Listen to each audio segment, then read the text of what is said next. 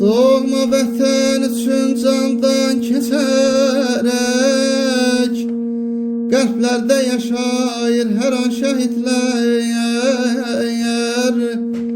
Can ilə qan ilə tarix yazıblar, əbəd məşəl tək yana şəhidlər. Ölürəm abalayam,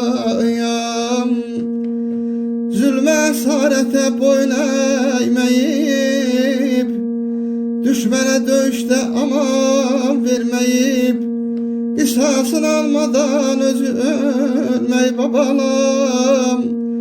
Yurdu candan əziz sanayan şəhidlər. Baş üstə ay ulduz dilində andım, vətən xidmətində məğrur dayandı.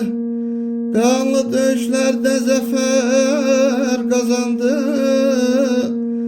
zalimin bağrını oyayan şəhidlər.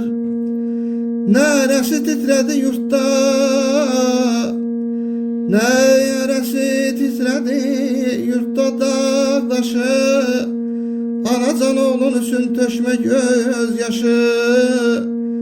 Mən Elşad Qazidə döyüş yoldaşı balam, odlar ölkəsinə həya şəhidlər. Mən sizə qurban olum, can şəhidlər. Ölürəm